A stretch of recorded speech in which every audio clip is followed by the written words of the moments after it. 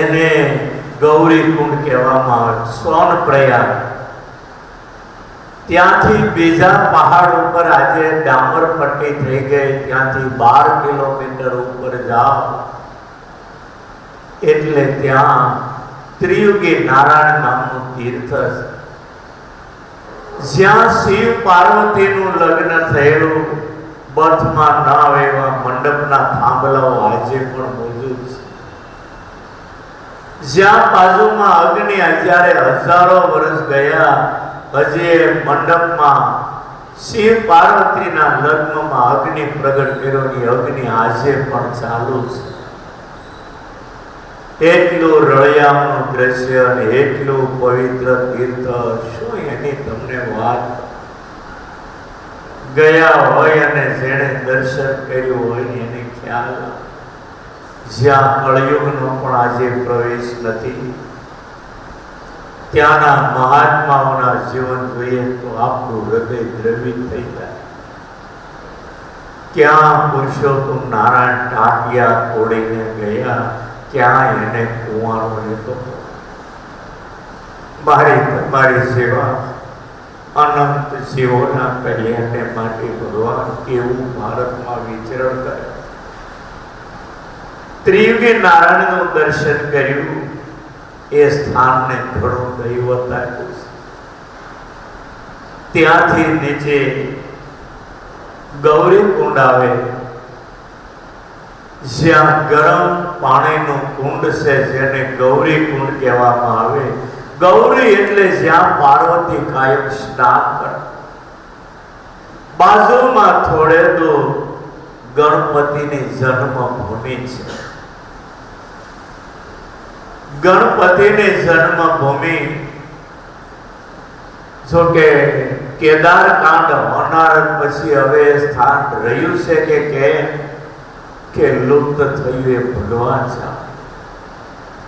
પણ એ ગણપતિની જન્મભૂમિની ગુફા, પાર્વતી સ્નાન કરતા એ ગૌરી કુંડ તો આજે મોજૂદ, જ્યાં ગરમ પાણીના ધોધ પડે છે. આમ જુઓ તો કાતિલ અને મારી નાખે એવી ઠંડી અને ગરમ પાણીના ધોધ ત્યાં આવે છે. હજારો યાત્રિકો રોજ એ ગરમ કુંડમાં સ્નાન કરતા. ત્યાંથી 14 કિલોમીટર ઉપર પહાડોમાં ગતિ કરતા કેદારનાથ નામનું જ્યોતિર્લિંગ મહાદેવજીનું મોટું ધામ આવે છે. કેદારનાથ અને બદ્રીનાથ, યમુનોત્રી અને ગંગોત્રી હિમાલયના 4 ધામ કહેવાય છે. નરેન્દ્ર મોદીએ કરોડોની સંખ્યામાં અબજો રૂપિયા પાસ કર્યા. આજે 4 ધામની અંદર જવાની 4 પટ્ટીના રોડ તૈયાર કરે. હજારો જેસીબીઓ આજે હિમાલયમાં કામ કરે છે. હિમાલયના તીર્થો એવા મહાન છે, માણસની વિચારધારાને બદલી નાખે. કરોડપતિ જે વૈભવમાં ડૂબેલા હોય, જો કેદાર, બદ્રી, યમુનોત્રી, ગંગોત્રીની યાત્રાએ જાય, વિચાર બદલાઈ જાય. બધું મૂકીને આપણે અહીંયા રોકાઈ જાય. માણસને વૈરાગ્યના અંકુરો પડે એવી પવિત્ર ભૂમિ છે.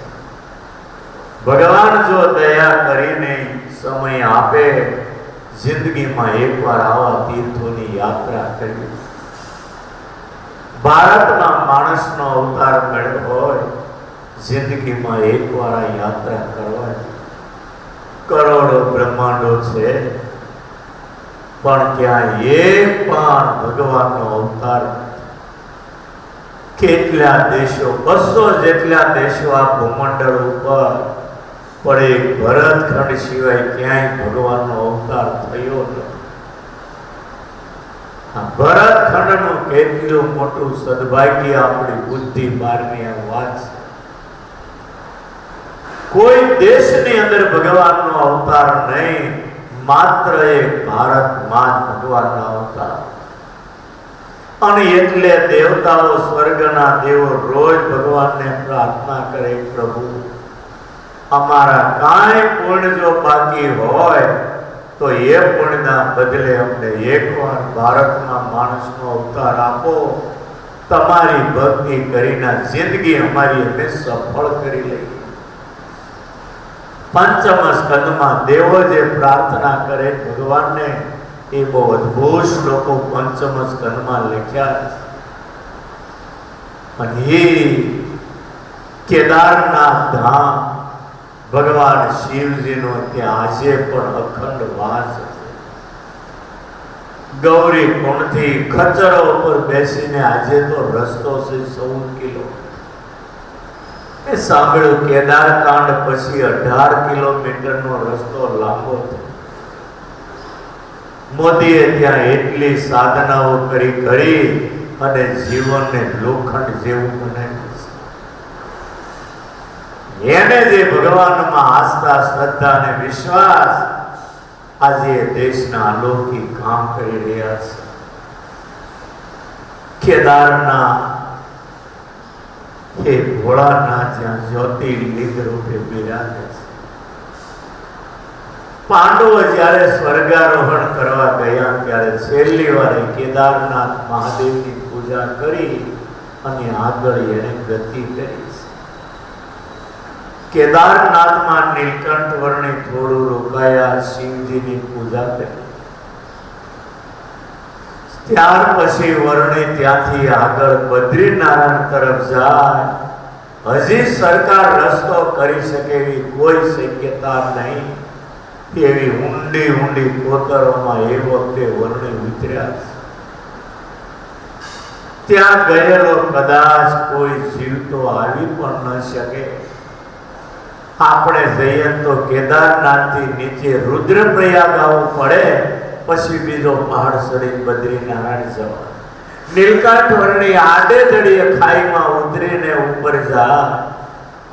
આજે પણ સરકાર ત્યાં રસ્તો કરવા સમર્થ નથી. એ ઊંડી કોતરો એ બરફમાં વર્ણી ઉતર્યા. એ કેમ જીવતા રહ્યા ને એનું એક જ કારણ ભગવાન હતા એટલે બાકી કપી ગયા હોય. આપણે માટે આપણા ભગવાનને કેવું થયું એકલા વિચાર કરીએ ને આપણું જીવ રહે. પણ ત્યાંથી બીજો ઊંડી કોતરમાં અંધારી ખીણમાં ઉતરી હોળી પહાડ ચડે, સીધા ભીમપુર પાસે નીકળે છે. જ્યાં ભીમપુર પાસે સરસ્વતીનો ઉદ્ગમ ત્યાં વર્ણી આવ્યા. ત્યાંથી ભીમપુર પાસે ઉતર્યા. જ્યાં વ્યાસ ગુફા, ગણપતિ ગુફાઓ આજે પણ મોજૂદ છે. વ્યાસ ગુફામાં બેસીને વ્યાસ ભગવાને 18 પુરાણો અને મહાભારત, ઇતિહાસ અને 4 વેદની રચના કરેલી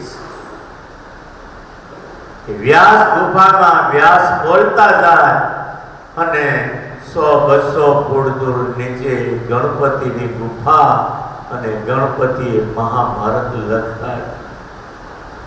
બે ગુફા જુઓ ત્યારે ખ્યાલ આવે. ત્યાં વ્યાસ બોલતા અને નીચેની ગુફામાં ગણપતિ સાંભળી મહાભારત લખતા. કેવી અલૌકિક વાત. હકીકતમાં એટલું શાંત વાતાવરણ. હું અહીંયા માયક વગર બોલું અને સંત ભવનના પગથિયે માણસ સાંભળે શક્ય છે? આપણે પણ ઋષિકેશથી 100 કિલોમીટર ઉપર એક જગ્યા લીધી છે. લંડન વાળા પ્રવીણભાઈએ લીધી. નીર કહેવાય છે સ્થાપના. આ તમે હાવ ધીરે બોલો, સંત ભવનના પગથિયા જેટલે ઊભા હોય ને સાંભળી જાય એવું વાતાવરણ આજે ત્યાં છે. જ્યાં એક રાતનું ભાડું 5,000 રૂપિયા. આપણે 70 લાખની જગ્યા લીધી, અત્યારે 1.5 કરોડે મળતી નથી. આમ તો ભેખડ જ હતી, તોડી અને 1.5 વીઘા જેટલી જમીન અને આજે ત્યાં મકાને VIP રૂમો વિદેશના માણસોને માટે લંડનના પ્રવીણભાઈ આપણું કરાયું છે. શાંતિ લેવા માટેની ભૂમિ. કેટલે દૂર માણસ બોલે તો ન્યાય બેઠા બેઠા સંભળાય, એટલું શાંત વાતાવરણ. વર્ણી એ ભીમ પુલે થઈ વ્યાસ ગુફા ને ગણપતિ ગુફાએ આવ્યા.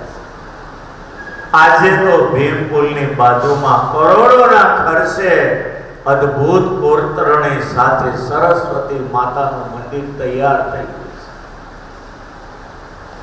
એટલું રળિયામણું મંદિર રમકડા જેવું બનાવ્યું, તમે ક્યાંય એવું જોયું ન. એટલું સુંદર, કોઈ દાતા એટલો ખર્ચ કરીને કરાવે છે. તૈયાર થઈ ગયું. એટલું અદ્ભુત કામ છે, જ્યાં સરસ્વતી માતા બિરાજે અને એ સરસ્વતીની ત્યાં ઉદ્ગમ એટલે ઉત્પત્તિ સ્થાન. વ્યાસ ગુફાને ગણપતિ ગુફાને પવિત્ર કરી ત્યાંથી વર્ણિ નીચે કેશવ પ્રયાગ. એ સરસ્વતી નીચે આવે તો બીજી તરફથી અલકનંદા આવે, બેનો જ્યાં સંગમ થાય એને કેશવ પ્રયાગ કહેવામાં આવે છે. એ કેશવ પ્રયાગે નીલકંઠ વર્ણીએ સ્નાન કર્યું છે. આંગળી ન બોળી શકાય આજે એમાં નીલકંઠ વર્ણી નાય ઉઘાડે ડીલે. આપણે ત્યાં ગયા હોય ને તો બબ્બે ધાબળી બબ્બે સ્વેટર પહેરવા પડે. આજે તો વસ્તી થઈ ગઈ એટલે ઘણું ઠંડુ વાતાવરણ ઓછું થઈ ગયું.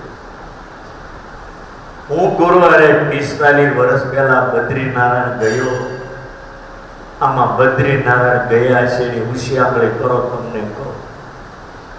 બદ્રીનારાયણના મંદિર આગળ જે પુલ છે ને, એ પુલ ઉપર ઉભા બરફને અડી જવાતું. પુલની વચ્ચે આ કાંઠેથી ઓલા કાંઠા સુધી સળંગ બરફ હતો. એ નદી ઉપર આખો પહાડ પુલને અડેલો અને પુલની બરોબર વચ્ચે ઉભા તો બાજુમાં બરફને અડી શકાય એટલો બરફ. પણ આ વસ્તીનો વસવાટ વધ્યો, ગરમાટ વધ્યો ને એટલે એવો બરફ હવે તો ક્યારેય થતો નથી. આ 45 વર્ષ પહેલા ગયેલો તેથી ત્યાં માણસો ન દેખાતું, કેટલો બરફ. માણસના પગલે લીલું ઉગેલું ઘાસ પણ પડી જાય છે. નીલકંઠ વર્ણી ભગવાન કેશવ પ્રયાગમાં સ્નાન કરી 2 કિલોમીટર માના ગામથી નીચે આવે, જ્યાં ભગવાન બદ્રીનારાયણ બિરાજે છે. દરવાજામાં અવતાર બંગાળના મહારાજા રણજીતસિંહ મળ્યા છે. એમનો બંનેનો સંવાદ થયો, વાતો થઈને આધારામ સ્વામીના ગ્રંથમાં અદ્ભુત વાતો લખી.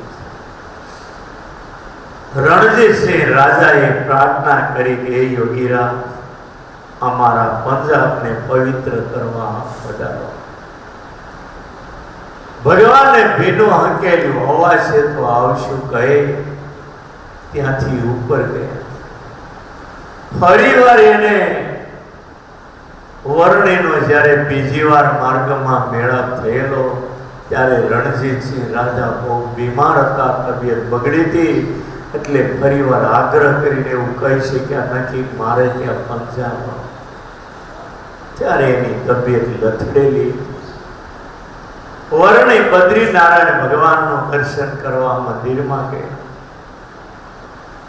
ભગવાને બદ્રીનારાયણની પૂજા કરી, જ્યાં કુબેરજી, લક્ષ્મીજી, નર નારાયણ, ઉદ્ધવજી, ગરુડજી, નારદજી આ બધા ત્યાં બિરાજે છે. સૌને નીલકંઠ વર્ણિ ભગવાન અતિ ભાવથી મળ્યા છે. આજે પણ બદ્રીનારાયણના મંદિરમાં આખું ફેમિલી છે. નર નારાયણ દેવ, લક્ષ્મીજી, કુબેર ભંડારી, ગરુડજી, નારદજી. નારદ અને ઉદ્ધવ તો આજે પણ એ મંદિરમાં મોજૂદ છે. 4 મહિના જ્યારે અષાઢ સુધી 11 છે, જ્યારે ત્યાં તાળા મારવામાં આવે બદ્રીનારાયણ, બારણા દીવો પ્રગટાવી બારણા બંધ કરી રાવળ પૂજારીઓ જ્યારે જોશીમઠ મૂર્તિ લઈ આવી જાય ત્યારે મૂર્તિમાન ભગવાન પ્રગટ થાય અને નારદ ઉદ્ધવ દિવ્ય રૂપે એની સેવા કરતા હોય છે. 4 મહિના પછી જ્યારે દ્વાર ખોલે ત્યારે દીવો બળતો હોય છે કે ઘી એમાં રેડવાનું કામ નારદ અને ઉદ્ધવ કરે ને 4 મહિના ભગવાનની સેવા આજે પણ નારદ ઉદ્ધવ કરે છે. બદ્રી નારાયણ એટલે ભારતનું એક મોટામાં મોટું 4 ધામ માહેલું તીર્થ કહેવાય છે. એક વાર પણ જેણે બદ્રી નારાયણની યાત્રા કરી છે એના જેવો કોઈ ભાગ્યશાળી જીવ નહીં. જ્યાં જે અખંડ ભગવાનનો વાસ, આપણે જેમ ગઢડાને વડતાલમાં અખંડ સ્વામિનારાયણ ભગવાનનો વાસ માનીએ છીએ એમ બદ્રી નારાયણમાં જે ભારત એવું માને ત્યાં ભગવાન અખંડ છે. અને એ ભગવાન ભારતીય મુમુક્ષુ પ્રજાને માટે આજે ઘોર તપ કરે છે. બદ્રી નારાયણના પૂજારી બેરનો પ્રસાદ વર્ણીને આપ્યો. એક બાજુ ખૂણામાં બેસી વર્ણી બીરનો પ્રસાદ જમ્યા છે.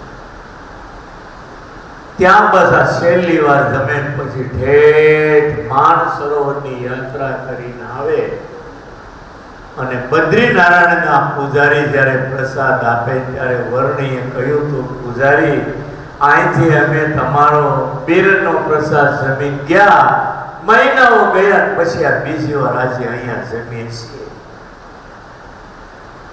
કેવી ભગવાનની તપસ્યા છે! આ તો ભગવાન બાકી શક્ય જ નથી. તમે આધારાજ સ્વામીના ગ્રંથમાં વન વિચરણ વાંચો. હું તો કહું ચાતુર્માસમાં ઈ જ રાખવું હોય ત્યારે આધારાજ સ્વામીનો ગ્રંથ બધે મળે છે. વર્ણીએ જે 7 વર્ષનું વન વિચરણ કર્યું એ વાંચો, તમારા હૃદયને વલોવી નાખે અને આંખોથી તમારું